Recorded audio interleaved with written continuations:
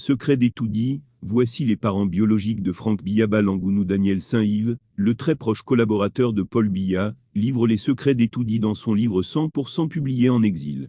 Dans cet ouvrage, il donne des détails sur les véritables parents biologiques de Franck Biya. Selon ses révélations, Paul Biya n'a jamais couché avec la nièce de sa femme Jeanne-Irène Biya. À Paris, après leur mariage, Jeanne-Irène a fait une fausse couche. Elle en a fait une seconde à Yaoundé en 1962 et a été hospitalisée à l'ancien pavillon Tarnier de l'hôpital central.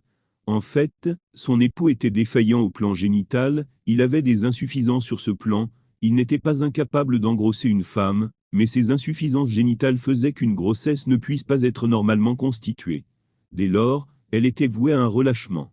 Dans son cas précis, on parlait d'azoospermie. Cela veut dire que son premier fils officiel n'est qu'un fils supposé. En effet, Franck Biya n'est pas le fruit des heures de son père, car il est né à une époque où celui-ci n'était pas pratiquement capable de faire des enfants. Les enfants nés de son second mariage sont les siens propres, parce qu'il a eu suffisamment de temps et de moyens pour mener à bien un traitement. On a créé autour de Franck une pathétique histoire d'amour entre un homme et la nièce de son épouse. Une histoire plutôt tirée par les cheveux. La mère de Franck est la nièce de Jeanne-Irène. Comme son cousin motard Roger, elle s'est mise sous la tutelle de sa tante et de l'époux de celle-ci, pour bénéficier d'un encadrement de choix en vue de poursuivre ses études. Elle est alors élève au lycée technique de Yaoundé. Les bonnes langues disent que Paul Biya aura entretenu avec la nièce de son épouse des relations d'un certain genre, qui auront abouti à la naissance de Franck Biya. Il s'agit là d'un chrétien pur sang, fils de catéchiste, qui n'est encore ni corrompu par les mœurs des milieux politiques, ni perverti par les mesquineries du pouvoir. C'est encore un haut fonctionnaire de l'État, imbu de son éthique d'ancien séminariste, correct dans la morale, intègre en son âme et conscience, qui ne demande qu'à servir son pays, tout en croyant fermement en Dieu. On sait de lui qu'il est sobre, tempéré, discret. Il n'est noceur ni jouisseur.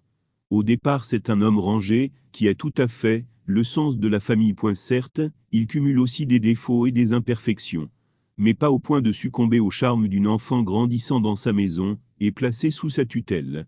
Lui qui, justement, sevré de la présence d'une progéniture, voulait transférer ses sentiments paternalistes sur les enfants qu'il avait dans la maison. En réalité, la nièce constate qu'elle est grosse. Elle panique et veut adopter un comportement suicidaire. Sa tante en est informée. Une concertation avec l'époux, et la résolution est bien vite adoptée. Ils prendront cet enfant pour lui éviter d'être un bâtard. Mais il faudrait aussi lui éviter d'être un fils adoptif, ce qui ne changerait rien alors au premier cas.